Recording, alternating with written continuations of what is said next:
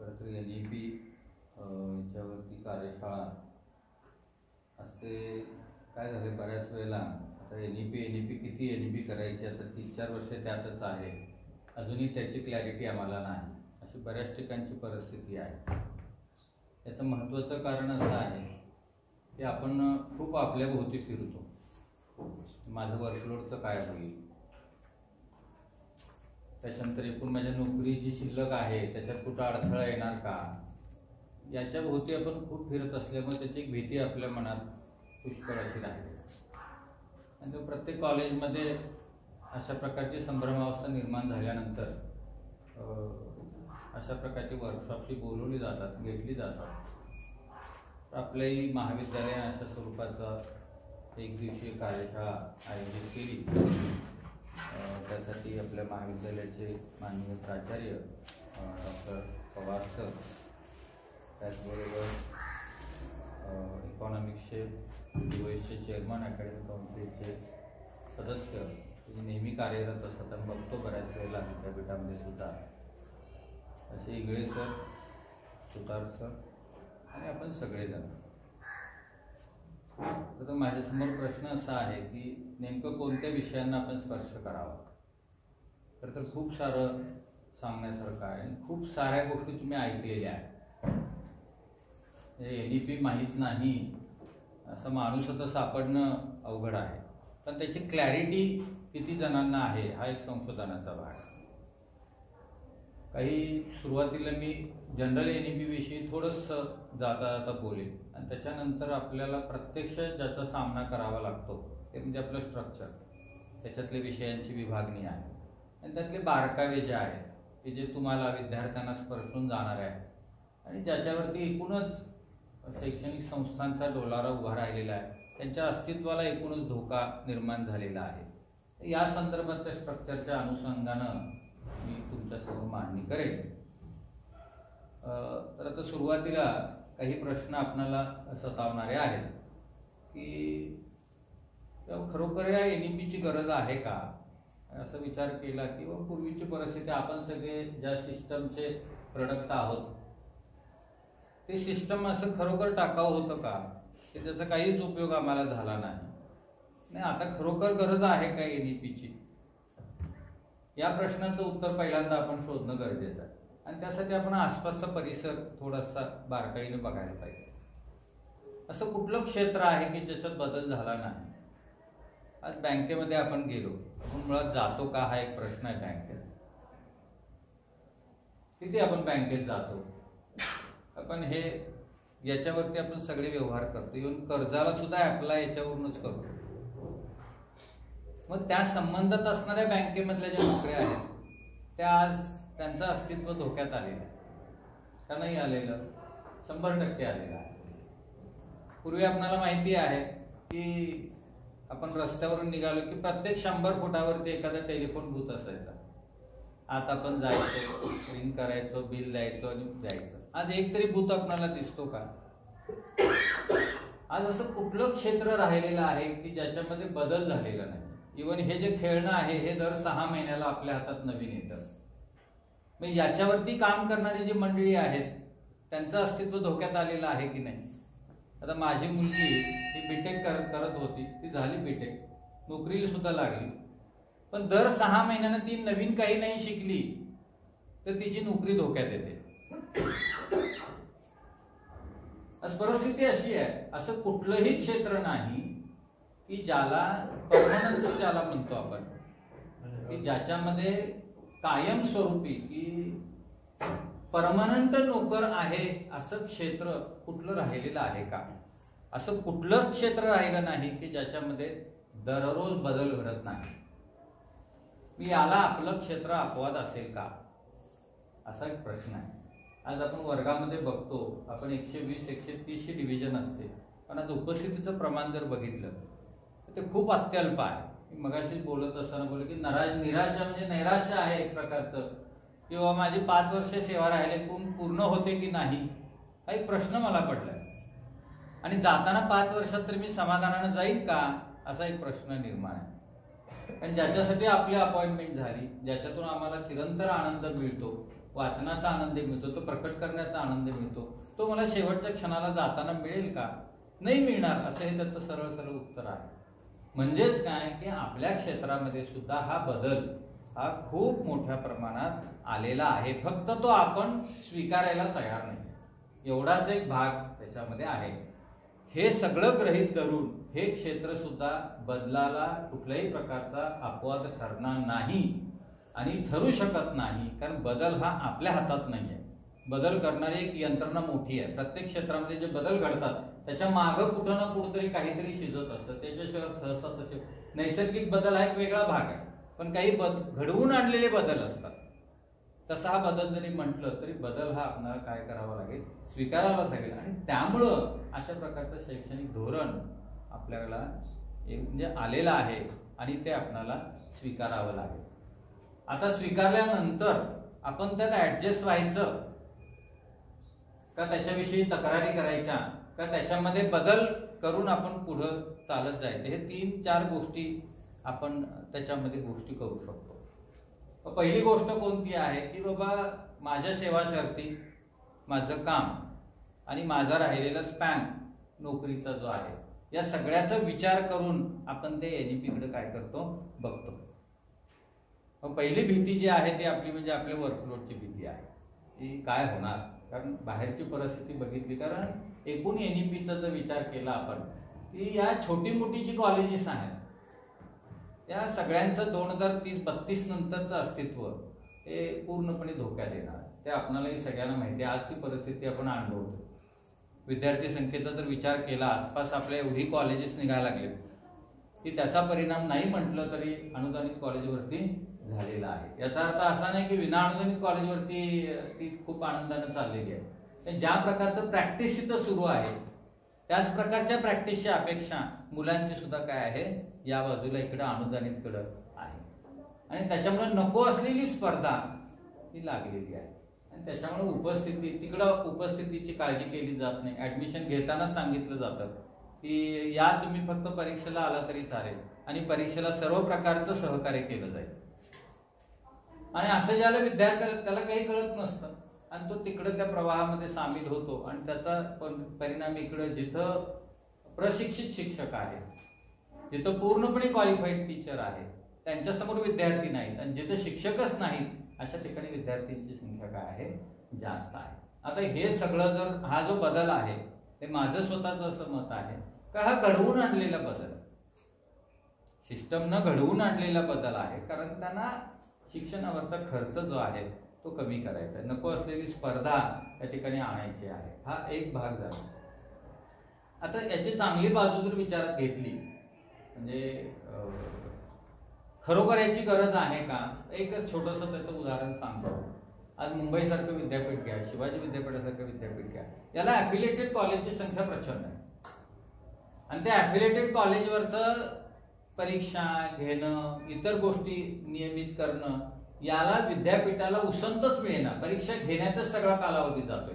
मग नवनवीन आता दररोज खरं तर आता काही विषयांची पुस्तकं सुद्धा काही वर्षानंतर येणं बंद होईल. आज आपण गेल्या पहिल्या टर्मला पण अनुभव, काही विषयांची पुस्तकं सुद्धा आली नाही, कारण अशी अपेक्षा आहे की जे दररोज मार्केटमध्ये येतं, जे नवीन नवीन गोष्टी येतात त्या अभ्यासक्रमात आपण शिकवल्या पाहिजे. आणि आज आपला विद्यार्थी आहे जो आज जे वर्गात शिकतो त्याची प्रत्यक्ष अंमलबजावणी तो बाहेर करेपर्यंत कितीतरी नवीन गोष्टी आलेल्या असतात आणि त्यामध्ये त्या प्रवाहात ऍडजस्ट होत नाही आणि त्यामध्ये त्याला तिथं एम्प्लॉयमेंट मिळत नाही, अशी परिस्थिती आहे.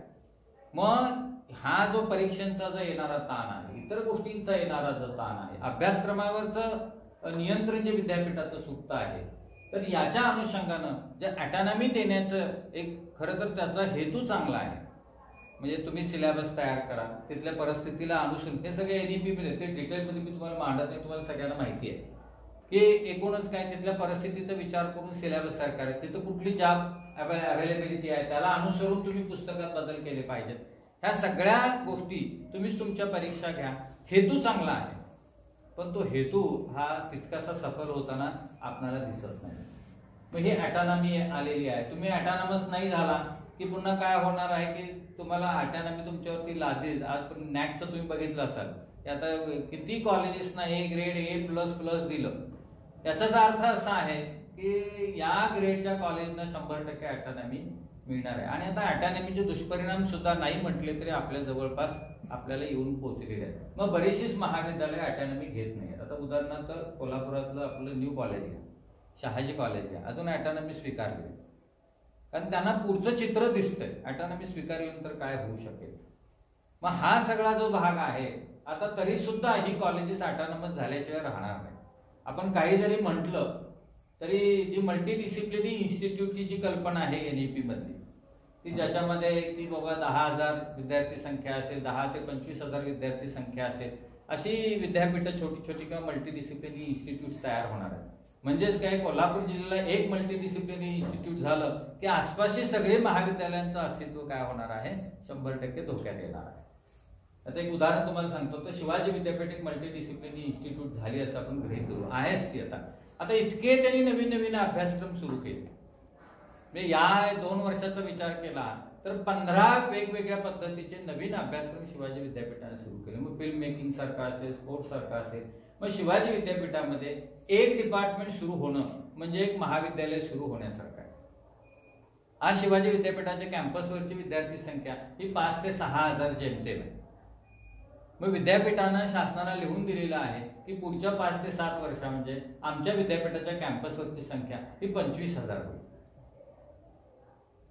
मग आता मला सांगा, ही 25,000 विद्यार्थी संख्या ही कुठली येणार आहे? आसपासच्या खेडेगावातलीच असणार आहे. मग एकदा तो ओढा तिकडे गेला तर आपली महाविद्यालय निश्चितपणे काय होणार आहे, ओस पडणार आहेत. मी परवा सिनेटला एक प्रश्न लावला होता की शिवाजी विद्यापीठाचे जे डिपार्टमेंट्स आहेत तिथे विद्यार्थी संख्येची अवस्था काय आहे. पेपरला तुम्ही वाचला असाल कदाचित. तर तिथं काही डिपार्टमेंटला विद्यार्थीच नाही आहेत. 8, 10, 15, 17 असे विद्यार्थी आहेत. इंटेक कॅपॅसिटी किती आहे? 60. आपल्याकडे हे PG आल्यामुळं त्यांच्याकडे PG ओस पडलं आणि त्यांनी UG सुरू केल्यामुळं आपल्या UGचा फ्लो तिकडे काय व्हायला लागलं कमी. आता ही स्पर्धा म्हणायची काय म्हणायची हे ज्याचं त्यानं ठरवण्याची गोष्ट आहे. मग हे NEPचे एकूण जे परिणाम आहेत ते हळूहळू आपल्या समोर काय व्हायला लागलेले आहेत, यायला लागले आहेत. आणि मल्टीडिसिप्लिनरी इन्स्टिट्यूट येणार आहे. क्लस्टर युनिव्हर्सिटी किती जरी काही झालं, पेपरला तुम्ही वाचलं असाल कदाचित की क्लस्टर विद्यापीठाला म्हणजे जसे ऍप्लिकेशन्स यायला पाहिजेत त्या प्रमाणात येत नाही आहेत. पण तरी सुद्धा क्लस्टर्स अस्तित्वात यायला लागले. म्हणजेच काय, जे NEPचं जे धोरण आहे ते धोरणाची अंमलबजावणी बहुतेक NEP मधल्या सगळ्या घटकांची झालेली आहे. फक्त आता एकच गोष्ट राहिलेली आहे, ती म्हणजे कोणती, की क्लस्टरची संख्या वाढणं. ती आता हळूहळू वाढायला लागली. त्याच्यावरही त्यांनी काढलेला पर्याय आहे की जर एखादं क्लस्टर होत नसेल तर त्यांनी काय केलेत, कॉन्स्टिट्यूएंट कॉलेजेस निर्मिती होणार आहे. आणि कॉन्स्टिट्यूएंट कॉलेज म्हणजे काय, की ज्याच्यावरती पूर्णपणे विद्यापीठाचा काय असेल, कंट्रोल असेल, फायनान्शियली असेल, अकॅडमिकली असेल, सगळ्या बाबतींचा असेल. मग अशी कॉन्स्टिट्यूएंट कॉलेजेस निर्माण झाली, 8-10 कॉलेजेस समजा एखाद्या एरियामध्ये असतील तर त्या कॉलेजचे एक क्लस्टर करायचं. ही कायद्यातलीच तरतूद आहे. त्यामुळे ते क्लस्टर होणारच आहे. मग त्या संस्था वगैरे ह्या सगळ्या गोष्टी, त्या सगळ्या कायदेशीर बाबी आहेत त्या संस्था लेवलला निघून जातील, तो भाग वेगळा आहे. थोडक्यात काय सांगायचं की NEP पासून आपण फार काय लांब राहू शकत नाही. मग त्याच्यात आपण विद्यार्थ्यांचा विचार करून, आपला विचार करून जेवढं आपल्याला शक्य आहे तेवढं त्याच्यामध्ये जेवढ्या सुकर गोष्टी करता येतील तेवढ्या आपण करणं, एवढ्याच आपल्या गोष्टी आपल्या हातात आहे. आता याच्यामध्ये महत्वाची गोष्ट कोणती आहे की आपलं जे स्ट्रक्चर आहे त्याच्याविषयी थोडंसं आता 15 मिनिटं हे जनरल सांगितलं मी तुम्हाला. आता जे स्ट्रक्चर आहे ते तुम्ही काळजीपूर्वक जर बघितलं, क्लस्टरमध्ये आपल्याला स्ट्रक्चरमध्ये काय दिसतं, मेजर, मायनर आणि बाकीचे व्हर्टिकल्स आहेत. बरोबर आहे. आता मेजरमध्ये ज्याला आपण विचार करतो, मायनरचा विचार करतो किंवा बाकीच्या व्हर्टिकलचा विचार करतो, एकूण जर स्ट्रक्चर बघितलं तर ते आपल्याला मल्टीडिसिप्लिनरीकडे घेऊन जाणार आहे. तर मल्टीडिसिप्लिनरीचा अर्थ काय, तसं म्हटलं तर काही चुकीचा अर्थ काढलाय की जिथं आर्ट्स कॉलेज आहे तिथं कॉमर्स किंवा सायन्स सुरू करणं, जिथं सायन्स आहे तिथं आर्ट्स किंवा कॉमर्स सुरू करणं, हे याला मल्टीडिसिप्लिनरी म्हणतात का? मूळ NEP जर वाचली तर याला मल्टीडिसिप्लिनरी म्हटलं जात नाही. तुमची एक विंग वाढणं.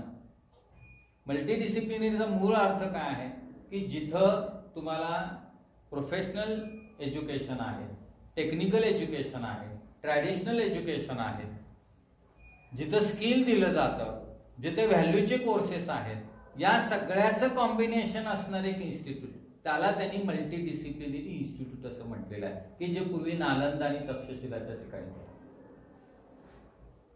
हे स्ट्रक्चर जर काळजीपूर्वक बघितलं तर त्याची सोय याच्यामध्ये केलेली आहे.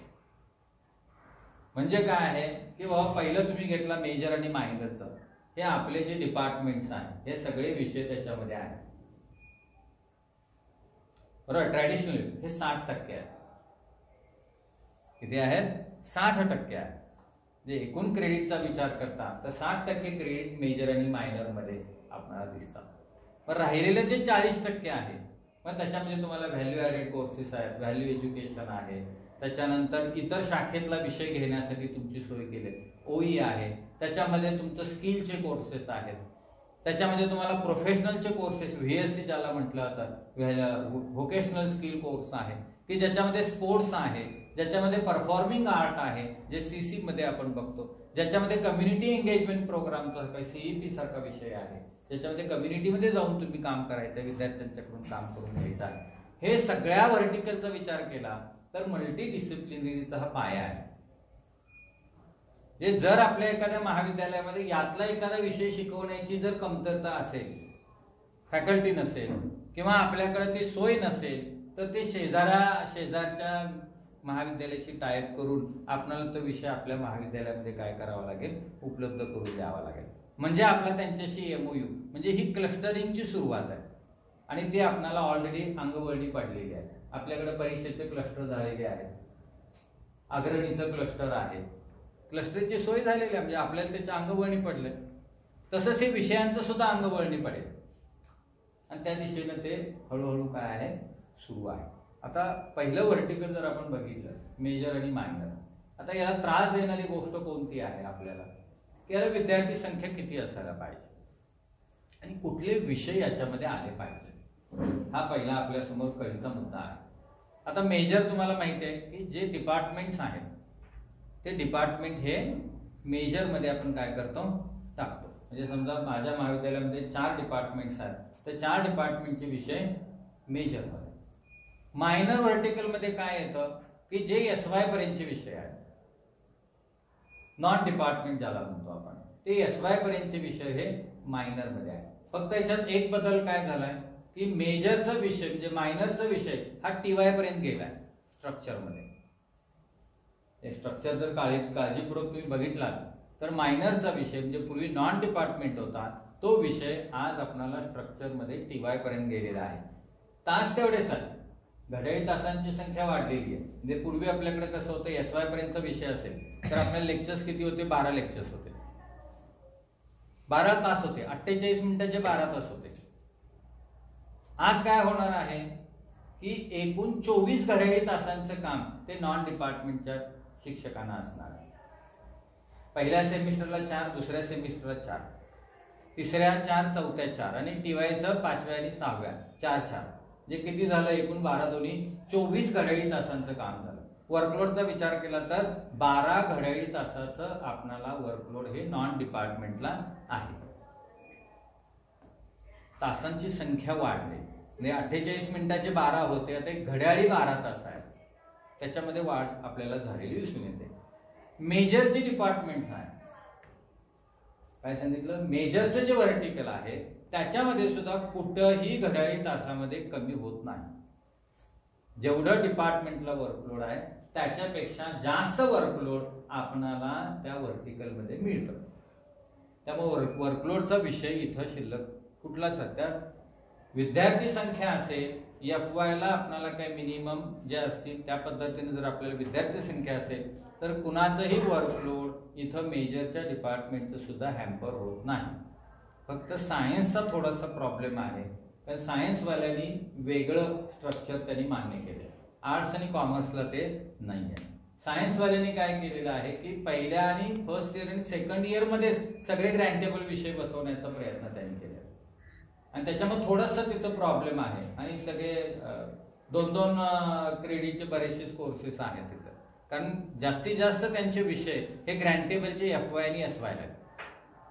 त्यामुळे ते स्ट्रक्चरमध्ये थोडासा फरक, पण ह्युमॅनिटीज आणि कॉमर्समध्ये मात्र काय झालेलं आहे, कुणाच्याही वर्कलोडला बिलकुल अजिबात स्पर्श होत नाही. त्यामुळे वर्कलोडची भीती तुम्ही बिलकुल बाळगू नका. आता राहतो प्रश्न काय विद्यार्थी संख्येचा, किती विद्यार्थी संख्या असावी हा एक प्रश्न आहे. आता आपणाला पूर्वीचे सगळे शासन निर्णय जर बघितले तर आपणाला एंट्री पॉईंट कुठं होते, टीवायला होते. आता तुमच्याकडे टीवायला किती विद्यार्थी संख्येची हे अट आहे,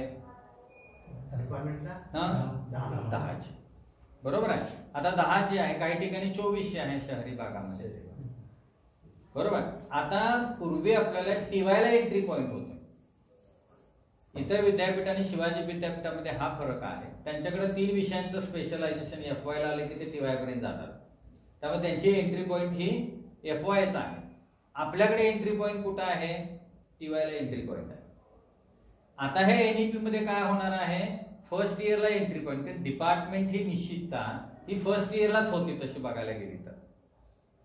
त्यामुळे एंट्री पॉईंट कुठं पकडायला पाहिजे, हे एफवायला पकडणं गरजेचं आहे. पण त्याची क्लॅरिटी कुठल्याही प्रकारची शासनाने किंवा विद्यापीठाने केलेली नाही,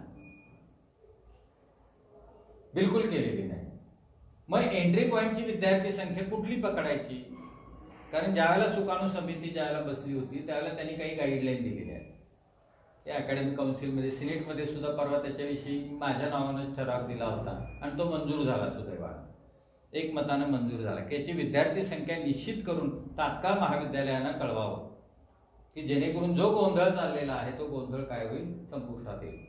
मग त्यांना बाकीच्या सगळ्या गोष्टी मी सांगितल्या आणि ते एकमताने सगळ्या लोकांनी त्याला काय केलं, पाठिंबा दिला आणि एकमताने तो ठराव मंजूर झाला. आता याच्यामध्ये काय आहे की जे GR नुसार जी विद्यार्थी संख्या आहे ती विद्यार्थी संख्या मेजर आणि मायनरला लागली पाहिजे आणि एंट्री पॉइंट हा एफवाय पकडला पाहिजे. तेही कसं आहे की मॅक्झिमम 10 विद्यार्थी आहेत. बघा मी काय सांगतो, मॅक्झिमम 10 विद्यार्थी आहेत. याचा अर्थ काय आहे, मिनिममला मर्यादा नाही आहे. एक विद्यार्थी असला तरी सुद्धा चालायला पाहिजे. आणि मला वाटतं टीवायला कोणाचे 7 विद्यार्थी आहेत 10च्या ऐवजी, म्हणून कुणाचा पगार महाराष्ट्रात थांबवलेला नाही, बिलकुल थांबवलेला नाही. त्यामुळे विद्यार्थी संख्या ही मेजर आणि मायनरची ही GR नुसार असायला पाहिजे. याची क्लॅरिटी काही दिवसांमध्येच आपल्याला विद्यापीठाकडून आणि शासनाकडून सुद्धा येईल. त्यामुळे विद्यार्थी संख्येचा प्रश्न तिथं तो निकाली निघतो. आता काय होतं बऱ्याच वेळेला, आता इंग्रजी सारखा विषय, फिजिक्स सारखा विषय आहे, स्टॅट सारखा विषय आहे, याच्यामध्ये थोडीशी काठिण्य पातळी जास्त आहे. त्यामुळे एंट्री पॉइंटला विद्यार्थी, आता शहरामध्ये इंग्लिश सारख्या विषयाला 32 किंवा 34 विद्यार्थी किंवा 24 विद्यार्थी आणणं ही खूप अवघड गोष्ट आहे. त्यामुळे तर विवेकानंद कॉलेजचं फिजिक्सचं 2 माणसांना कामच नाही आहे. मग हा जो प्रश्न आहे हा फक्त पूर्वीही तोच होता. टीवायला विद्यार्थी संख्या नसेल तर आपण थोडं घाबरतच होतो. तशाच पद्धतीने एफवायला ती विद्यार्थी संख्या, मग एसवायला किती असावी, मग टीवायला किती असावी, हे पुन्हा इश्यूज काही आहेत. आता याच्यामध्ये कसं आहे की एफवायला जर एकदा तुम्हाला 10 किंवा 24 विद्यार्थी संख्या असेल, तुम्ही जर ज्यावेळी मल्टिपल एंट्री आणि मल्टिपल एक्झिट देत असता त्यावेळेला एसवायला आणि टीवायला विद्यार्थी संख्या कमी होणारे गृहीतच आहे. तीच 10 विद्यार्थी संख्या एसवायला, तीच 10 विद्यार्थी संख्या टीवायला, हे कुठेही लॉजिक न पटणार आहे. आणि त्यामुळे विद्यार्थी संख्येचं टेन्शन न घेता आपण आहे त्या विद्यार्थ्यांना कसं जास्तीत जास्त चांगलं आपल्या प्रवाहात आणि आपल्या विषयाशी संबंधित त्यांना आपण गुंतवून ठेवणं हे जास्त महत्वाचं आहे. त्यामुळे विद्यार्थी संख्या हे शासन निकषानुसार एफवाय एसवायचे त्याची विभागणी मी तुम्हाला सांगितली. त्याच्यानंतरचं जे व्हर्टिकल आहे ते व्हर्टिकल कुठलं आहे, ओईचं व्हर्टिकल आहे, की ज्याला आपण काय म्हणतो ओपन इलेक्टिव्ह. आता ओपन इलेक्टिव्हची कन्सेप्ट कशी आहे की अदर दॅन फॅकल्टी. हे तुम्हाला सगळ्यांना माहिती आहे की ह्युमॅनिटीचा विद्यार्थी असेल तर तो कॉमर्स किंवा सायन्सचा एक ओई घेऊ शकतो, सायन्सचा असेल तर तो ह्युमॅनिटीचा किंवा कॉमर्सचा घेऊ शकतो, बरोबर. आता याची विद्यार्थी संख्या किती असावी, सुकाणू समितीने ती 30 सुचवली. किती सुचवलेली आहे, 30 सुचवलेली आहे. आता याच्यामध्ये पुन्हा IKS व्हर्टिकल आहे त्याच्यामध्ये 60 सुचवलेली आहे, CCचं जे आहे त्याच्यामध्ये 60 सुचवलेली आहे. पण अजून त्याची निश्चित असं काही आकडा शिवाजी विद्यापीठाकडून आपल्याला आलेला नाही. पण आज त्या व्हर्टिकलचं मी सांगितलेल्या पद्धतीनं ओईचं व्हर्टिकल आहे, तुम्ही इतर विषयांचं दिलं बरोबर. आता याच्यामध्ये आपण काय केलं की ह्युमॅनिटीजचं कॉलेज हे सकाळचं भरतं, सायन्सचं कॉलेज काय होतं दुपारचं भरतं. मग तास कधी घ्यायचे हा एक इश्यू आपल्या समोर आहे आणि तो विद्यार्थ्यांच्या समोर सुद्धा आहे बरोबर. आता सायन्सचा विद्यार्थी ह्युमॅनिटीजचा विषय घेत असताना त्याला काय करावं लागेल, मॉर्निंगला यावं लागेल. आणि ह्युमॅनिटीजचा विद्यार्थी जर सायन्सचा एखादा ओई घेतला असेल तर त्याला सायन्सच्या वेळेत यावं लागेल बरोबर आहे ना. मग आपण त्याला पर्याय काय काढला की ह्युमॅनिटीजचा शेवटचा तास आणि सायन्सचा पहिला तास हा ओईसाठी असेल, म्हणजे ते बरोबर काय होत आहे मॅच होत. हा या वर्षीचा तात्पुरता पर्याय झाला. ओई 5 आहे. आता 5 विषयांचं जे ओई आहे याचं टाइम टेबलचा क्लॅश हा आता नेक्स्ट इयर पासून यायला काय होईल सुरुवात होईल. आणि हा खूप कळीचा मुद्दा आहे. काय आहे खूप कळीचा मुद्दा आहे. त्यामुळे ओईच्या बाबतीत थोडस आपण मग आम्ही यावेळेला बऱ्याच लोकांना काय सांगितलं होतं की ओई असे तयार करा की जे सायन्स फॅकल्टी मधून येतील आणि ह्युमॅनिटीची माणसं शिकवतील. उदाहरणार्थ आपण जो STD सारखा विषय आहे सायन्स टेक्नॉलॉजी अँड डेव्हलपमेंट आलाय कुठून सायन्स फॅकल्टी मधून आला. शिकवतोय कोण ह्युमॅनिटीचा माणूस शिकवतो. मग विद्यापीठ पातळीवरती काय होत आहे की सगळ्या फॅकल्टीची एकत्र बसून अशी चर्चा होत नाही. काय होत नाही अशी चर्चा होत नाही की हा विषय तुमचा माणूस शिकवेल परंतु या फॅकल्टीमधून येईल. आर्ट्सचे असे काही विषय आपल्याला तयार करावे, कॉमर्सचे असे काही विषय त्या BOS जर ती काळजी घेतली तर हा टाइम क्लॅश हा SY आणि TY ला राहण्याची शक्यता असणार नाही. फक्त तेवढी ती BOS मंडळ आणि तेवढा त्यांचा अभ्यास. आणि काय झालं की असं बऱ्याच वेळेला काय होतं आपल्याकडे सुद्धा एक नको ती स्पर्धा लागते. म्हणजे काय की काही वेळेला आर्ट्सच्या शिक्षकांना विद्यार्थी संख्या नसते, शिकवायला तास विद्यार्थी नसतात, म्हणून तो म्हणतो घेऊया आपण सायन्सकडे जाऊ. खूप उत्साही आहेत लोक आणि चांगली गोष्ट आहे ती. तसे सायन्सच्या नाही वाटतं की आर्ट्सच्या विद्यार्थ्यांना जाऊन शिकवावं. त्यामुळे काही कॉलेजमध्ये ते केलेलं आहे. आता शहाजी कॉलेज सारखा विचार केला आपण, तिथले आर्ट्सशी कॉमर्सकडे जातात, सायन्सकडे जातात, सायन्सशी आर्ट्सकडे येतात. हा अंडरस्टँडिंगचा भाग आहे. आता ओई किती द्यावे एखाद्या कॉलेजमध्ये तो एक इश्यू सगळ्यात महत्वाचा आहे. ओई किती आपण दिले पाहिजेत, जेवढे FY ला क्लासरूम आहेत तेवढे ओई आपण दिले पाहिजेत. आता FY ला क्लासरूम किती असतात 2, 3, जास्तीत जास्त 3, जास्तीत जास्त 4 ओई दिले जातात. 4 क्लासरूम आहेत कारण हे एकाच वेळेला चालणारी ओई आहे. जे FY ला आपण 4 ओई द्यायचं म्हटलं म्हणजे सायन्सकडचे 2, कॉमर्सकडचे 2, आपल्या ह्युमॅनिटीजला, तर आपल्याला क्लास किती पाहिजेत 4 क्लासरूम पाहिजेत. कारण एकाच वेळेला टाइम टेबल मध्ये दाखवतो ना आपण. त्यामुळे 4 क्लासरूम मध्ये हे जेवढे क्लासरूम तेवढे ओई आपण देतो. आता बऱ्याच ठिकाणी तुमच्या टाइम टेबलचं काय मला माहिती नाही आता किती दिवसात टाइम टेबल बसलं, कारण बऱ्याच महाविद्यालयाचं टाइम टेबल हे 4 दिवस बसलेलं आहे आणि पुढचे 2 दिवस 1 नाही तर 2 लेक्चर्स आहेत. मग अशा वेळेला आपण काय सांगितलं की ते 5 तास होतील, म्हणजे ओई 2 दिवस स्प्लिट करायचे.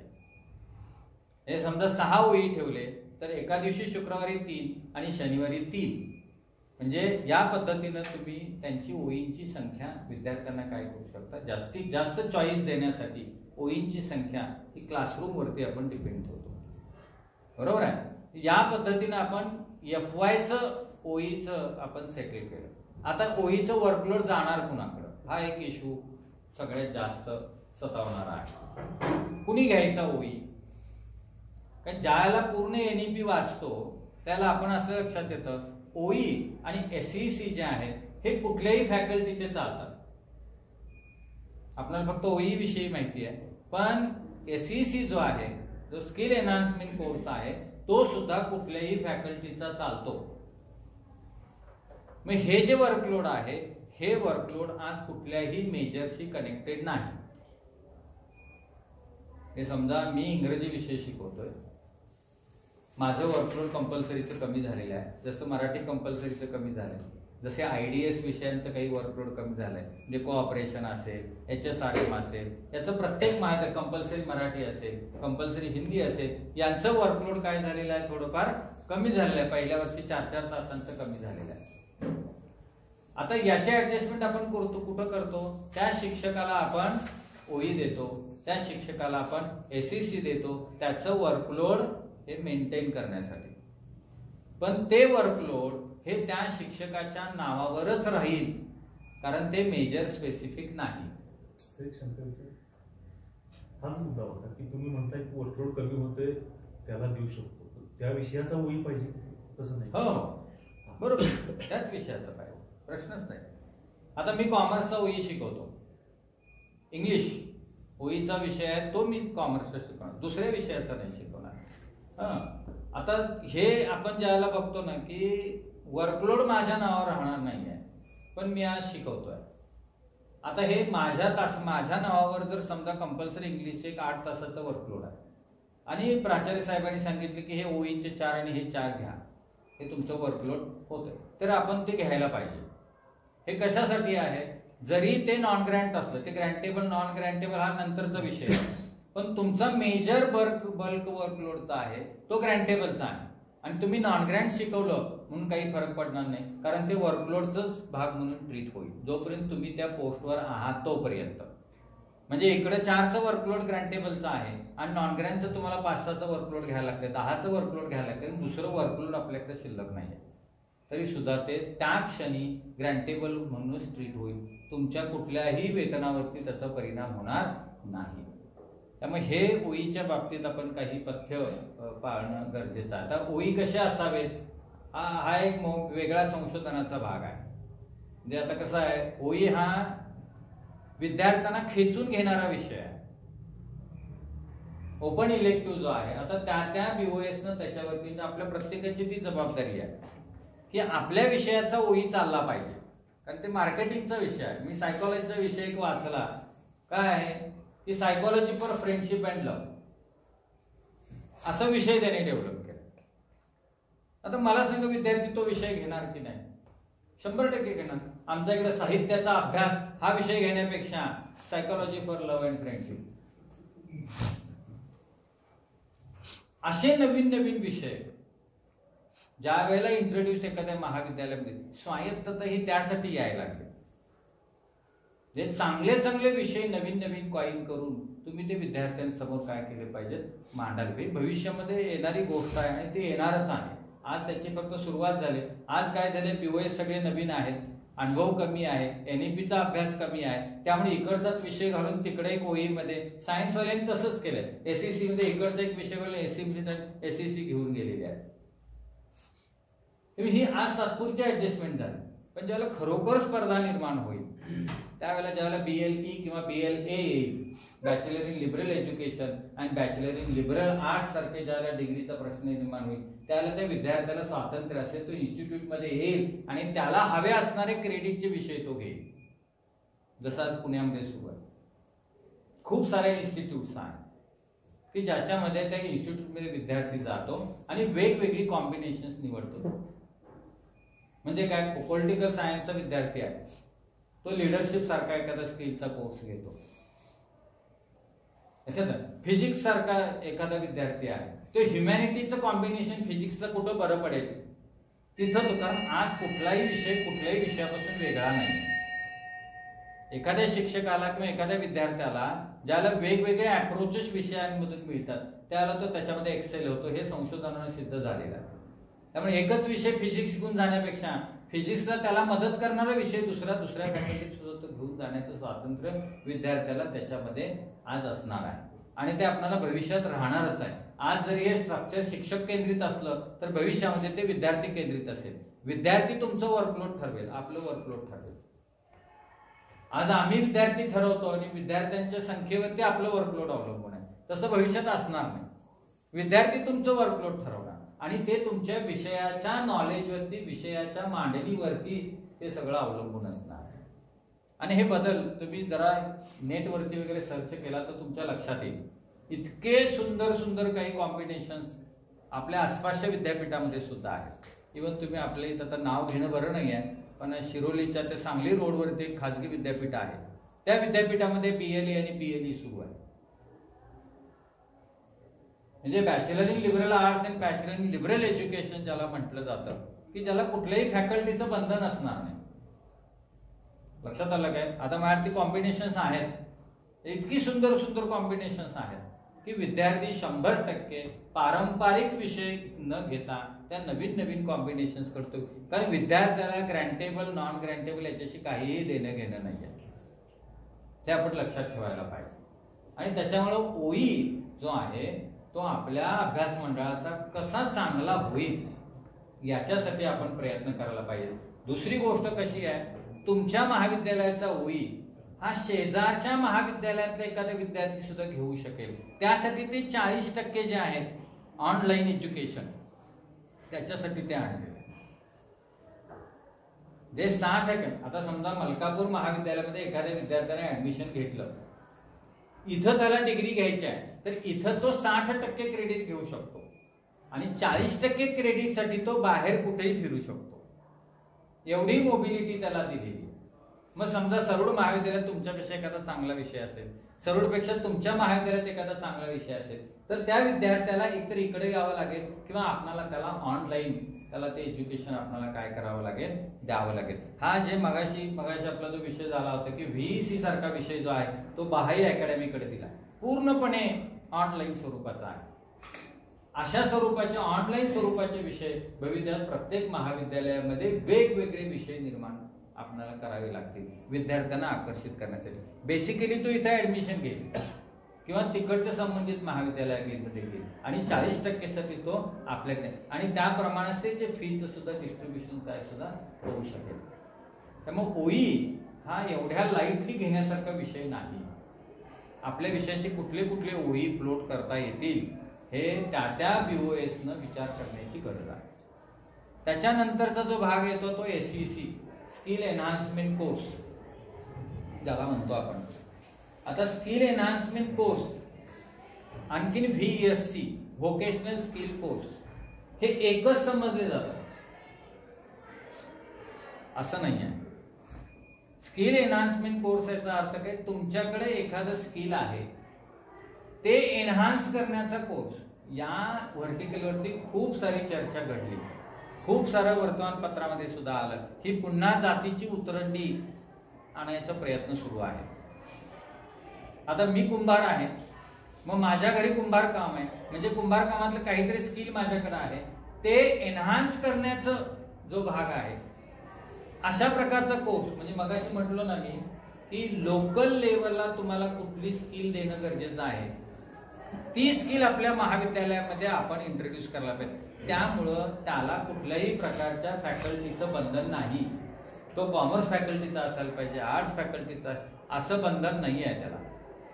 त्या विद्यार्थ्याकडे जे उपजत स्किल आहे ते स्किल एनहान्स करण्याचा कोर्स लोकल कम्युनिटीमध्ये तुम्हाला कुठं त्याचा वाव आहे. कारण काही कॉलेजेसच्या आसपास काही ठराविक समाजाची लोकसंख्याही जास्त आहे. मग त्यांच्याकडे असणारं जे मूळचं स्किल आहे ते डेव्हलप करता यावं, हा एक भाग त्याच्यातला आहे.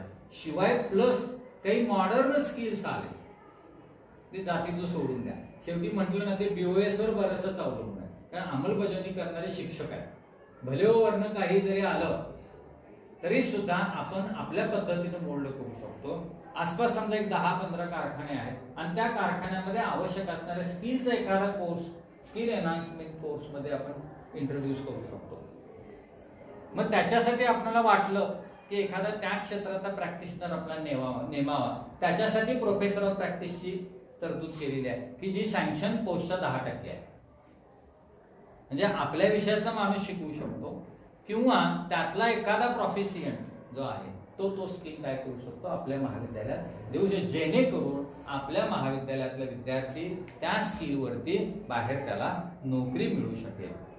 फक्त विषय म्हणून त्याच्याकडे बघितला तर NEP ही फसणार आहे आणि गरज म्हणून त्याच्या विद्यार्थ्यांच्याकडे बघितलं आपण, आपली जबाबदारी आहे. जसं आपण हक्काविषयी आपण बोलतो तशी आपल्या जबाबदारी काही आहे. आज आपल्या विद्यार्थी संख्या कमी व्हायला लागली, त्याला खूप सारी गोष्टी आहेत. एक म्हणजे आपलं पुस्तक, पोरांना माहीत झालंय ते 10-15 दिवस अभ्यास केला. इव्हन काही मुलं अशीही आहेत की उद्या पेपर आहे आणि आदल्या दिवशी सर नोट्स द्या की. त्या नोट्स दिल्या की दुसऱ्या दिवशी येतात सर यातलं महत्वाचं सांगायचं आहे की नाही परिस्थिती. ते पाठ्यपुस्तकं जे आहेत आपले, जो अभ्यासक्रम आहे तो अभ्यासक्रम त्या पोरांना माहिती झालेला आहे की ऑब्जेक्टिव्ह मिळतं, तर राहतं किती मार्काचं वरचं ते जरा इकडे तिकडे केले की झालं. हे जे अभ्यासक्रमाचं आहे ते गांभीर्य अभ्यासक्रमांचं संपलं, कारण आपण बहुतेक सगळ्या गोष्टी ह्या कालबाह्य शिकवायला लागलो. आणि ही आपलीच जबाबदारी आहे. आपलं बीओएस कुणी जिवंत ठेवायचं आहे? आपणच जिवंत ठेवायचं. मग अशा प्रकारचा आपण अभ्यासक्रम, मग ते ग्रँटेबल का नॉन ग्रँटेबल हे सोडून द्या. आज माझी पोस्ट आहे म्हणजे ती ग्रँटेबल आहे, म्हणजे मी जे शिकवणार ते वर्कलोड मला ग्रँटेबल असणार आहे. फक्त आपलं काय झालं, इव्हन काही विषयांचं टायटल सुद्धा लोकांनी बदलू दिलं नाही का, ते ग्रँटेबल जाईल म्हणून. मी मगाशी म्हटलं ना, आपण आपल्या भोवती जास्त फिरायला लागलो आणि आपलं क्षेत्र जे धोक्यात यायला लागले त्याचा विचार कमी करायला लागलो की हे सगळे प्रश्न आपल्याला त्याला जावंच लागेल सामोरं. मग त्याच्यातच राहून आपण काय करू शकतो ते आपणच खरं तर स्टाफ रूम मध्ये बसून चर्चा करण्याची गोष्ट आहे. त्यामुळे स्किल एनहान्समेंटचे कोर्सेस असे काय आपल्याला डिझाईन करता येतील त्याचा विचार करणं गरजेचं आहे. आता दुसरी एक आपल्याला समस्या सगळ्यांना भेडसावते आहे ती म्हणजे काय की 4 क्रेडिटचा कोर्स हा 80+20 न गेलाय. आता असंच झालेत ना, ते 80 मार्काचा थेरी आणि 20 मार्काचं त्याचं इंटरनल आहे. आता मला सांगा 4-5 महिन्यात खचून पोरं 15 ते 20 दिवस 80 म्हणजे येऊन अभ्यास करून 80 मार्काचा पेपर लिहित आहे. आणि आज सगळ्याच विषयांच्या मध्ये बघून लिहिले ना काहीतरी मार्क आपण द्यायला सुरुवात केली. जे 8 मार्काचा प्रश्न आहे, 4 ओळी लिहिल्या तरी सुद्धा आपण त्याला 4 मार्क देतो. याचाच अर्थ की पुस्तक आपला अभ्यासक्रम इथं कुठेतरी काहीतरी चुका लागले आणि एकूणच असेसमेंट काहीतरी चुका लागले.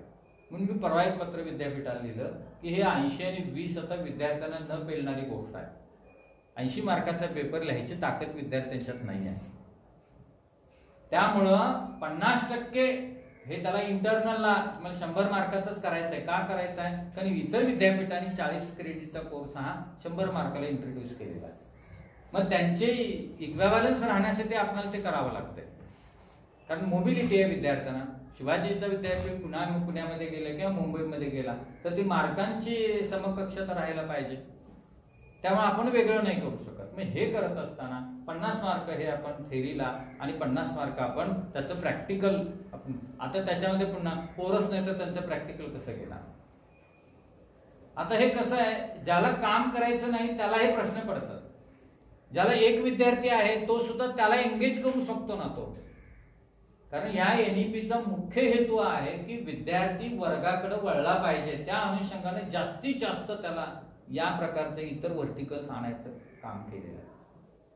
ते रोजगार कौशल्याचं 100% आली तुमच्याकडे म्हणून केंद्र असेल चाणक्यचा आहे ना 100 म्हणजे शासन सगळं खर्च करतं. विद्यार्थी कुठल्याही शाखेचं तर ऍडमिशन घेऊ शकतो. मला काय म्हणायचं आहे की या पद्धतीने आपण आपल्या कोर्सकडे बघायला पाहिजे. तो विद्यार्थी वर्गात कसं येईल त्या अनुषंगानं त्याचा अभ्यासक्रम आणि त्याचं टेस्टिंग त्याचं बाकीच्या सगळ्या गोष्टी. आता हे कसं आहे, विद्यापीठाकडे आपण बोर्ड करतो. आता सिलेबस ते बदलतात, परीक्षेचा पॅटर्न ते ठरवतात.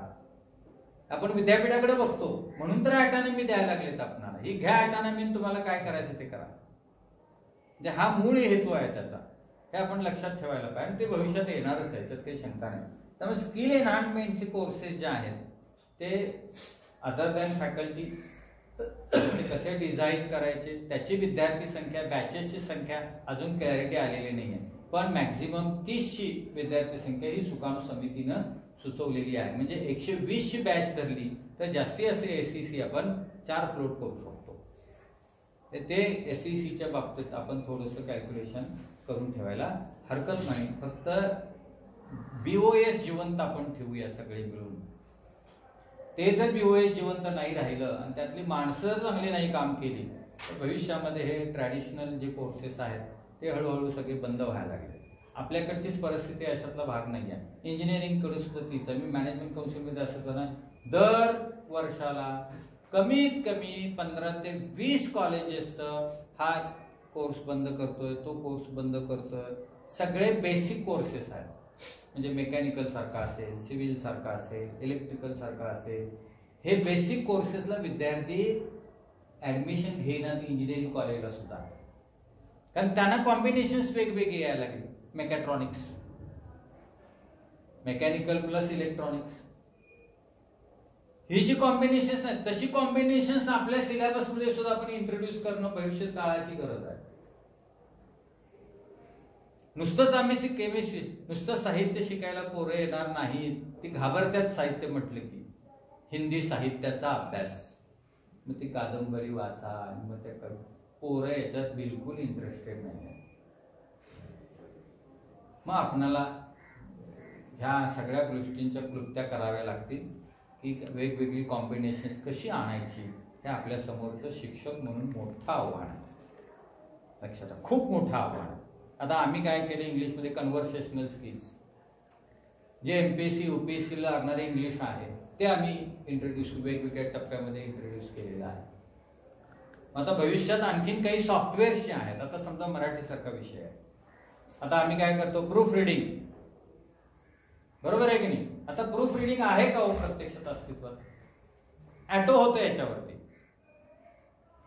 ग्रामरच्या इंग्रजीच्या चुका सुद्धा तुम्ही त्या सॉफ्टवेअरमध्ये टाकला, इव्हन कम्प्युटरला टायपिंग करत असताना ते ग्रीन दाखवतं बघा. मग त्याला तुम्ही राईट क्लिक केला की त्याची मिस्टेक येते आणि बरोबर वाक्य दाखवते ते. मग सॉफ्टवेअरची नवीन नवीन आता पुढारी सारखा हे आहे, पत्रक आहे, पुन्हा टाइम्स ऑफ इंडिया सारखा आहे. आता त्याची जर आवृत्ती दिल्लीवरून निघत असेल किंवा मुंबईवरून निघत आणि त्यांना जर प्रूफ रिडर्स पाहिजे असतील तर ते सॉफ्टवेअर जे आहे ते तुम्ही घरी बसून ऑपरेट केलं तर तिकडचं सगळं वर्तमानपत्र तुम्ही व्यवस्थित हे करून पुन्हा त्याच्यातलं करेक्शन तिकडे पाठवू शकता. मग अशा प्रकारचं सॉफ्टवेअर हे मराठीच्या ह्यानी मराठीमध्ये आणलं पाहिजे, इंग्लिशच्या ह्यानी इंग्लिशमध्ये आणायला पाहिजे. आपण काय केलं, मराठीचा कंपल्सरीचा विषय इकडे ओईमध्ये एसईसी मध्ये आपण टाकला. यावेळेला ठीक आहे, आम्ही नाही बदललो, पण शेजारचं विद्यापीठ जर बदलत असेल, आता शिवाजी विद्यापीठ फिल्म मेकिंग आणलं, मुलं कुठं जाणार? तिकडेच जाणार ना. जिकडे जॉब्स आहेत तिकडेच जाणार हो पोरं. त्यामुळं आपण आकुंचन पावायला लागलोय, याचं मूळ कारण आपण आहे, हे आपण शोधायला पाहिजे पहिल्यांदा.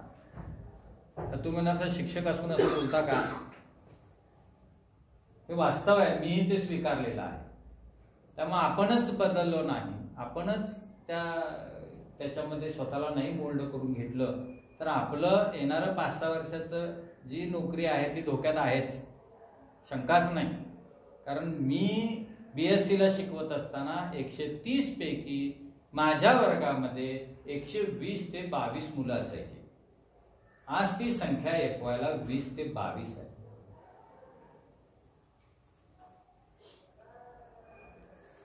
भयंकर परिस्थिती आहे.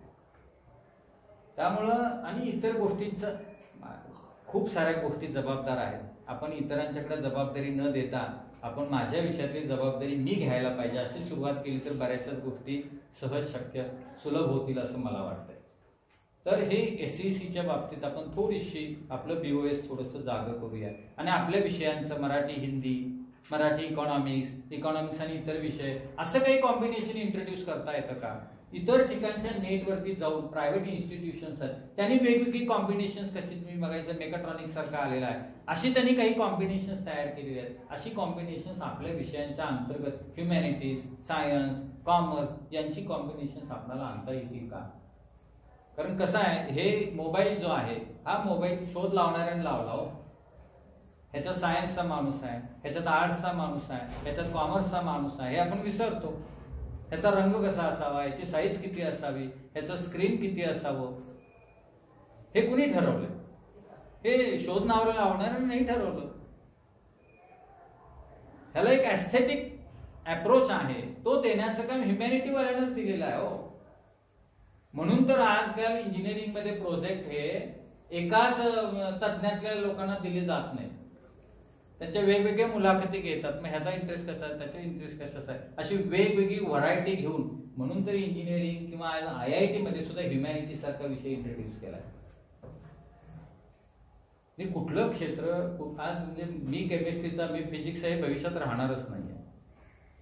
त्यामुळे ही सुरुवात आहे, या सुरुवातीच्या ह्याच्यातच आपण काही बदल करणं गरजेचं आहे, आवश्यक आहे. त्यामुळे SEC जे आहे ते विद्यार्थी संख्येचं तुम्हाला सांगितलं, विषयांच्या बाबतीत विद्यार्थी संख्येचं सांगितलं, वर्कलोडच्या बाबतीत सांगितलं. आता त्याच्या पुढचा जो भाग आहे तो म्हणजे VSC आहे, व्होकेशनल स्किल कोर्स. आता याची तर गंमतच झाली सगळ्या बोर्डामध्ये. आता व्होकेशनल स्किल कोर्स याचा मूळ जो NEP मधला विचार काय आहे, समजा माझा मराठी विषय आहे, माझा केमिस्ट्री विषय आहे, माझा बॉटनी विषय आहे, माझ्या विषयातलं स्किल त्याला की जेणेकरून त्याचा प्रोफेशन मध्ये त्याचा उपयोग त्याला होऊ शकेल, असं स्किल त्या VSC मध्ये येणं अपेक्षित आहे. पण मी सगळ्या विषयांचे पोर्शन्स बघितले, असं कुठलंही स्किल, विशेष स्किल त्या बोर्डाने दिलेलं नाही, अपवादात्मक हे सोडला तर. आता मराठीमध्ये कुठले कुठले प्रोफेशन्स आहेत याचा विचार करून VSC आणायला पाहिजे, ते झालेलं नाही. ते आपण भविष्यात दुरुस्त करणं गरजेचं आहे. व्होकेशनल स्किल कोर्स त्याचेही SEC सारखंच आहे, फक्त हा मेजर स्पेसिफिक आहे, त्यामुळे मेजरशी कनेक्टेड वर्कलोड आहे, तो इतर कोणी घेऊ शकणार नाही. मेजरच्याच माणसानं ते घ्यायचं आहे VSCचं. तर राहिला VEC जो आहे, व्हॅल्यू एज्युकेशन कोर्स, तो पूर्णपणे ऑनलाईन आहे.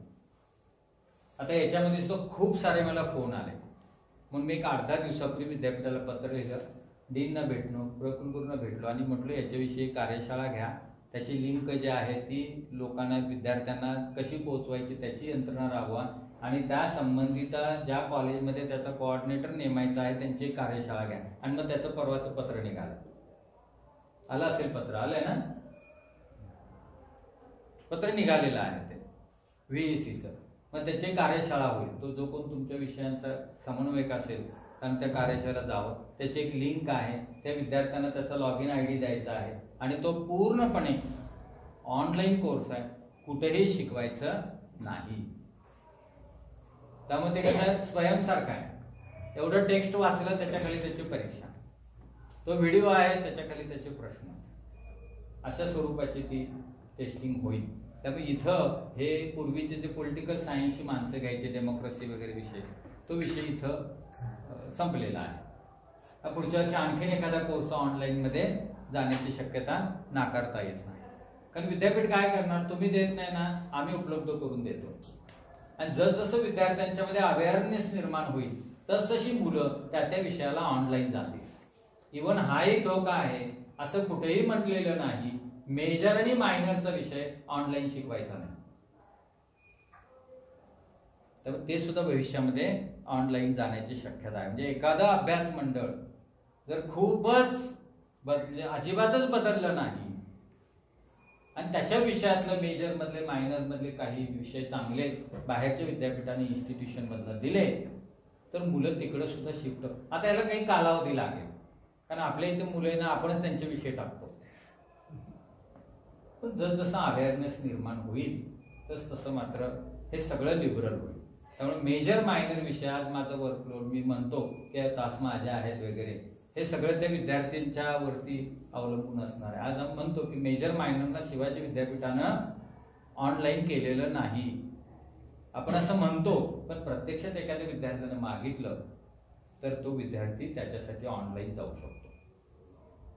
कारण मूळ स्ट्रक्चर जे आहे NEPचं त्याच्यामध्ये मेजर मायनर हा सुद्धा विषय ऑनलाईन मध्ये जाण्याची शक्यता आहे. त्यामुळे त्याला ती मोबिलिटी दिलेली आहे. कारण कसं आहे, आज विद्यार्थी हा बाजारातला ग्राहक आहे आणि हे सगळं जागतिकीकरणाचा विचार करता, इंग्लिश सर जास्त सांगतील माझ्यापेक्षा, तो राजा आहे, त्याच्याकडे पैसे आहेत, त्याने ते जायचं मार्केटमध्ये, हे पाहिजे हे पाहिजे हे पाहिजे हे पाहिजे ते घ्यायचं. आणि तो कुठलं घेतो, ज्याला त्याची गरज आहे. आणि जो शहाणा आहे तो व्यवस्थित निवडतो, जो शहाणा नाही, खूप पैसे आहेत, तो फसतो. हे सरळच गणित आहे. तसं विषयांच्या बाबतीत विद्यार्थ्यांची फसवणूक सुद्धा होण्याची शक्यता नाकारता येत नाही. त्यामुळे मेजर मायनरचं झालं, तुम्हाला ओईचं सांगितलं, VSCचं सुद्धा विद्यार्थी संख्या ही अजून बॅच साईज 30ची सुचवलेली आहे सुकाणू समितीनं. वर्कलोड हे मेजरशी कनेक्टेड असेल, तो माणूस शिकवेल, फक्त विषय मात्र त्याच्यामध्ये असा यायला पाहिजे, तुमच्या विषयातल्या प्रोफेशन मधलं स्किल त्याला तिथं मिळायला पाहिजे. ही एक माफक अपेक्षा त्या NEP मधली आहे. त्यामुळे VSCच्या बाबतीत ती गोष्ट झाली. आता त्याच्यानंतरचं एक राहतं ते म्हणजे CCचं गेल्या वेळेला इंगळे सरांनी तुम्हाला विस्तृतपणे सांगितलेच असेल की 40-10 आहे. एखाद्या विद्यार्थ्यानं 60 तास त्याची इन्व्हॉल्वमेंट ही वेगवेगळे दिलेले आहेत विषय त्याच्यामध्ये, म्हणजे को करिक्युलर ऍक्टिव्हिटीज असेल, एक्सटेन्शन ऍक्टिव्हिटी असतील, तुमचं स्पोर्ट्स असेल, त्याच्यानंतर तुमचा आणखीन विवेक वाहिनी असेल, कल्चरल ऍक्टिव्हिटीज असेल, या सगळ्यांमध्ये मिनिमम एका याच्यामध्ये तो भाग घेऊ शकतो किंवा मॅक्झिमम 6 ऍक्टिव्हिटीमध्ये भाग घेऊ शकतो. टोटल त्याचे 60 तास भरले पाहिजे. ते 60 तास भरले की त्याला 40 मार्क किंवा 40 पेक्षा कमी मार्क तुम्ही देऊ शकता. 60 मार्काला काही 60 तासाला काही पर्याय आहे का? नाही. 60 तास हे मॅन्डेटरी आहे. 60 तासाचं त्याचं काम आपल्याला कागदावरती दिसलं पाहिजे. मग ते डायरी असेल तुमची किंवा तुम्ही जी काय मेकॅनिझम डेव्हलप केली असेल त्याला ते 60 तास हे विद्यार्थ्याचं रेकॉर्ड पाहिजे. त्याला मॉनिटरिंग कुणी केलं त्याची सही त्याच्यावरती असणं, विद्यार्थ्याची सही हे त्यामध्ये असणार आहे. अशा प्रकारचं ते CC. आता बऱ्याचशाच महाविद्यालयांनी काय केले, CC हा सगळा स्पोर्ट्सला देऊन टाकलेला आहे. काही प्रॉब्लेम नाही आहे. काही जणांनी काय केलंय, कल्चरल ऍक्टिव्हिटीज काही मुलं घेतलेली आहेत, काही स्पोर्ट्सला घेतलेली आहेत, आणखीन काही विषयांचे काही डिपार्टमेंटच्या ऍक्टिव्हिटीज CC मध्ये दाखवल्या, ते सुद्धा अलाउड आहे. एखाद्या डिपार्टमेंटने काही एक्सटेन्शन ऍक्टिव्हिटी, को करिक्युलर ऍक्टिव्हिटीज घेतल्या असतील त्या सुद्धा तुम्हाला CC मध्ये दाखवता येतात. असं फक्त त्याचं 60 तासाचं रेकॉर्ड आपल्याकडं आवश्यक आहे. आता जे 10 मार्क आहेत ते 10 मार्क कसे आहेत, तो प्रेझेंटेशन देऊ शकतो, ते सेमिनार करू शकतो, ग्रुप डिस्कशन आपण करू शकतो. तो जे काही त्या 60 तासात शिकला असेल ते आपल्याला हे करावं लागेल. आता त्याच्यात विद्यापीठाने काय का त्याच्या गाईडलाईन मीच तयार केलेल्या आहेत. आता त्या गाईडलाईनमध्ये काय आलं, इंटरनल जे आहे म्हणजे 10 मार्काचा जो भाग आहे तो 10 मार्काचा भाग त्यांनी विद्यापीठानं काय सुचवलेला आहे की त्याच्यासाठी बाहेरचा एखादा परीक्षक त्यांनी बोलवा म्हणून सांगितले. गेल्या टर्मला कुठेही ते झालं नाही. कदाचित ते येण्याची शक्यता नाकारता येत नाही. हे अशक्यप्राय गोष्ट आहे खरं तर. या सगळ्या गोष्टींसाठी बाहेरची माणसं येणं, त्यांचा प्रवास खर्च, त्यांचा DA वगैरे खूप साऱ्या गोष्टी आहेत, पण ते भविष्यात हळूहळू होईल. त्यामुळे CC बद्दल ही क्लॅरिटी तुमच्याकडं आहे. आता त्याच्यातला आणखीन एक पुढच्या ह्याच्यात येतो तो म्हणजे CEP सारखा विषय, कम्युनिटी एंगेजमेंट प्रोग्राम सारखा विषय. आता कम्युनिटी एंगेजमेंट प्रोग्राम मध्ये आपण काय घ्यावं, तुम्ही जर त्या गाईडलाईन काळजीपूर्वक बघितल्या तर त्याच्यात काही विषय कोणाची नाही दिसत नाही. मला वाटतं कॉमर्सचे, इकॉनॉमिक्सचे असेच काही विषय तुम्हाला त्याच्यामध्ये दिसतात. आता CEP हा जो आहे तो मेजर स्पेसिफिक आहे, म्हणजे ते मेजरचं वर्कलोड आहे. ह्युमॅनिटीजचा विचार केला तर ते फर्स्ट इयरलाच दिसतं की जिथं मेजर्स डिफाईन होत नाही तिथं तो CEP आहे. सायन्स बघितलं तर आपल्याला CEP कुठं दिसतो, सेकंड इयरला दिसतो. मूळ CEPचा उद्देश कसा आहे की जो आपला डिपार्टमेंटचा विषय आहे त्या डिपार्टमेंटच्या विषयालाच ते कम्युनिटी एंगेजमेंट प्रोग्राम त्यानं करणं गरजेचं आहे. मग विद्यापीठानं मधला मार्ग काय काढला की फर्स्ट इयरचा ह्युमॅनिटीजचा विद्यार्थी जर आता सेकंड टर्मला आहे ना आपल्याला CEPचा ह्युमॅनिटीजला आणि सायन्सला तो पुढच्या सेमिस्टरला आहे, तर याच्यामध्ये काय आहे की ज्या वेळेला CEP विद्यार्थी घेतील त्यावेळेला तो कुठल्याही विषयाचा असू दे तो त्याचा मेजर स्पेसिफिक समजून त्याला ट्रीट करायचा. मग तो पुढच्या वर्षी कुठलाही मेजरचा विषय घेऊ दे. हे ह्युमॅनिटीच्या बाबतीत असं ठरलेलं आहे. इतर विषयांचा काही संबंधच येत नाही, कारण ते पुढच्या वर्षी सायन्सला आल्यामुळे तो मेजर स्पेसिफिक असल्यामुळे जे विद्यार्थी मेजरचे आहेत तेच विद्यार्थी त्या CEPचे असतील. आता याच्यामध्ये काय घ्यावं हा एक मोठा विषय आहे. त्याच्यावरती एखादी कार्यशाळा तुम्ही लीडमध्ये घेतलात तर विस्तारानं तुम्ही कुणाला तरी बोलून त्याच्याशी चर्चा करा. आता याच्यामध्ये फक्त काही गोष्टी आपण असं लक्षात ठेवूया की कम्युनिटीमध्ये आपण तुम्हाला सगळ्यांना माहिती आहे SDG सस्टेनेबल डेव्हलपमेंट गोल्स जे काही 17 सेट केलेले आहेत, त्या गोल्सला अनुसरून समाजामध्ये जे काही आपल्याला मिळवायचं आहे किंवा जे काही प्रश्न आहेत त्या 17 गोलच्या संदर्भात जे समाजातल्या आपल्या आसपासचे असं म्हटलेलं की below the water above the water जे काही प्राणी आहेत वनस्पती आहेत त्यांच्या संदर्भात आपल्या आसपासची कम्युनिटी आहे, इक्वॅलिटी सारखं आहे, त्याच्यानंतर वॉटर आणि सॅनिटरी आहे, ह्या ज्या सगळ्या गोष्टी आहेत, हंगर आहे, पॉवर्टी आहे, लक्षात आलं, याच्या संबंधित जे प्रश्न आपल्या आसपासच्या लोकल कम्युनिटीमधले आहेत ते विद्यार्थ्यांनी समजावून घ्यावे आणि आपलं जे नॉलेज पुस्तकातलं जे आहे, जे वर्गात तो विद्यार्थी शिकतो ते नॉलेज अप्लाय करून त्याला काही सोल्युशन आपल्याला देता येईल का, याच्यासाठी ती CEP आहे. आता त्याच्या अंमलबजावणी कशी होते हा एक मोठा विषय आहे. मुळात आपल्या शिक्षकांनाच माहिती पाहिजे की कुठल्या विषयावर त्याला सर्वे द्यावा, कुठल्या विषयावर त्याला फील्ड प्रोजेक्ट द्यावा, कुठल्या विषयाला त्याला आणखीन आपल्याला समाजात पाठवावं, हे आपण विचार करून त्या विद्यार्थ्याला ती टास्क दिली पाहिजे. आता किती विषय आपल्या आसपास आपण शिकवतो, ग्लोबल वॉर्मिंग, आम्हाला अमेरिकेतलं सगळं माहिती आहे, पण आमच्या शेजारी काय चाललंय माहिती नाही. जे आपल्या आसपासचे मी मध्ये कुठेतरी वाचलं, त्याच्यामध्ये तरुणांनी एका खेडेगावामध्ये ते खेडेगाव पूर्णपणे डासमुक्त केलं. त्या खेडेगावात एकही डास नाही. हे प्रश्न आहे तो आपल्या आसपासचे. मग हे प्रश्न आपण बघायला पाहिजे. आता एखादं आपल्या आसपास एखादं मोठं हॉटेल असेल आणि तिथं खूप सारं अन्न वाया जात असेल, कन्झम्पशनचं सुद्धा त्या SDG मध्ये आहे, सस्टेनेबल डेव्हलपमेंट गोल्समध्ये, की आपण कंझ्युम किती करतो, वाया किती घालवतो. मग त्याचा सर्वे आपण दिला, मग त्याला त्याने पर्याय दिला आणि असं ज्यावेळेला विद्यार्थी शिकायला येतील त्यावेळेला त्यांना इंटरेस्ट निर्माण होईल आणि ते पुन्हा वर्गाकडे येतील. आपण हे लक्षात ठेवा. आता केमिस्ट्री सारखा विषय आहे, शेती करता तो टेस्टिंग कधी झालं ना, पाण्याचं ना मातीचं कशाचंच टेस्टिंग होत नाही. मग ते विद्यार्थ्यांना आपण पाठवलं की हे बाबा सॉइल टेस्ट करा आणि टेस्ट करून ते रिपोर्ट आपण जाऊन दिले आणि ह्या गोष्टींचे त्या मातीमध्ये आणि पाण्यामध्ये कमतरता आहे किंवा हे घटक जास्त आहे, तर इथल्या प्रश्नांना इथंच आपल्या अभ्यासक्रमातून आपण उत्तरं देऊ शकतो आणि यानंच खऱ्या अर्थाने इकॉनॉमिक ग्रोथ आपली होणार आहे. त्यासाठी हा CEP सारखा आणलेला विषय आहे. मग तोही आपण किती काळजीपूर्वक घेतो.